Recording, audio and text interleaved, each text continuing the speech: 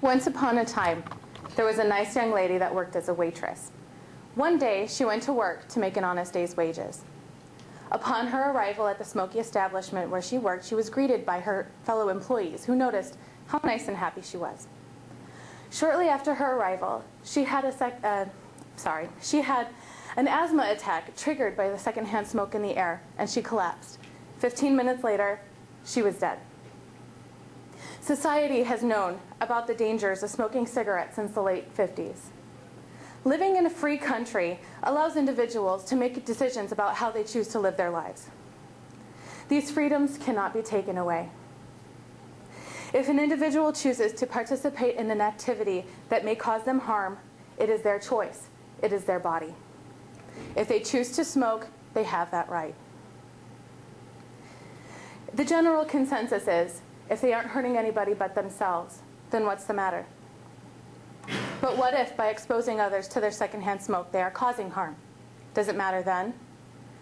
What if those being exposed can't speak up for themselves?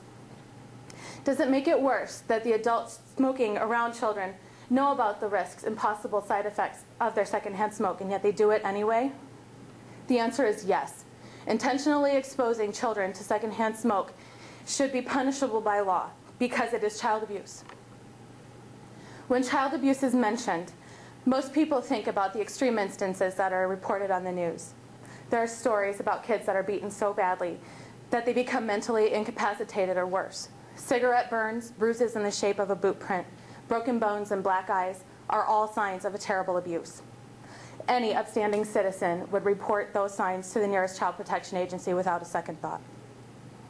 But there is another form of child abuse that, for the most part, is being ignored by society, and that is parents exposing tiny lungs to the chemicals and carcinogens in secondhand smoke. There have been many reports and studies done on the components of tobacco smoke. More than 4,000 different compounds and chemicals are found in the smoke from cigarettes, several of which are known cancer-causing agents or carcinogens. It is common knowledge that carbon monoxide, hydrogen cyanide, and ammonia are all highly poisonous, and all three are found in cigarette smoke. Carbon monoxide is the leading cause of poisoning by death. Death from poisoning, I'm sorry. The levels of carbon monoxide in cigarette smoke are not anywhere near what is needed to cause death. However, long-term exposure to low levels of carbon monoxide over a prolonged period of time can cause severe heart and brain damage. Hydrogen cyanide is used in chemical warfare and in the gas chamber as a means of execution. And ammonia is the main ingredient in glass cleaner. If a parent mixed some ammonia into a glass of lemonade, it would be seen as attempted murder. Forcing a child to breathe in these volatile chemicals isn't any different than forcing them to brush their teeth with Windex. Another chemical found in cigarette smoke is benzene. There has been a direct correlation between benzene exposure and leukemia. An article in Environmental Health Perspectives illustrates the danger of benzene alone. High-level exposure damages the central nervous system and can lead to paralysis, coma, convulsions, dizziness, sleepiness, rapid heart rate, tremors, and rapid breathing. Long-term exposure can cause decreased red blood cells due to damaged bone marrow, anemia, leukemia, excessive bleeding, genetic damage, and has a negative effect on the immune system. The amount of benzene in secondhand smoke is 10 times higher than in the smoke that is directly inhaled by the smoker. Carbon monoxide, hydrogen cyanide, ammonia, and benzene are only 4 out of more than 4,000 chemicals that are found in tobacco smoke. Secondhand smoke affects all that it encounters. Children are at the highest risk for long-term health effects. The risk of SIDS, sudden infant death syndrome, drastically increases in a smoke-filled environment. Children who breathe in secondhand smoke are more likely to suffer from upper and lower respiratory infections, eye and throat irritation, as well as an increase in dental cavities. Secondhand smoke is also attributed to increased middle ear infections as well as an increased incidence in asthma. The opposition argues that the government studies aren't enough to suggest that there's any danger because they use the words may and can instead of will.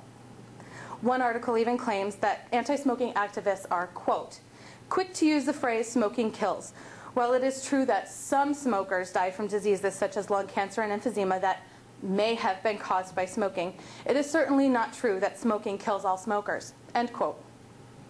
That is like saying that drinking and driving is safe, because not all drivers that drink and drive die. It just doesn't hold any water. Of course there are smokers that die from other causes. Maybe they fell off a ladder, or maybe they were hit by a drunk driver. Governmental agencies know better to use the word will instead of may. It would just lead to somebody suing for false information because they smoked for 35 years and lived in fear of developing cancer, and for whatever reason they managed to escape a death sentence. So it is the government's fault for causing them to be afraid for no reason. It still doesn't hold any water. Some parents don't seem to see the correlation between smoking and child abuse. They have the mindset that it's not okay to shake a baby, but it is perfectly fine to give them a chronic respiratory disease that will remain with them their entire life and could potentially kill them. It is this obscure logic that needs to be changed. The only way to get the message across is to start punishing the parents that are putting their children at risk. Take their children away from them until they can provide a safe, clean environment for them to live. The government takes children away from homes that are physically abusive. What is the difference? Why is it okay to create an environment for children that can make them seriously ill? Both abusive and smoking households put children at a risk for a lifetime of complications. Both abusive and smoking households are unfit for children. Parents that smoke know the risks. They cannot claim ignorance. Every day there's anti-smoking commercials, radio spots, literature, and you name it thrown at society. A great deal of it is targeting parents that smoke and continue to expose their children. These parents are putting cigarettes before their children. A quick 5-minute nicotine rush is more important to them than their child's health and well-being. They need to get their priorities straight, or they shouldn't be allowed to make decisions regarding the care of a minor. How can they be trusted to put the basic needs of their children first when they are willing to gamble with their health? There is no reason to kick a child. There is no reason to shake a child. And there is no reason to expose a child to secondhand smoke.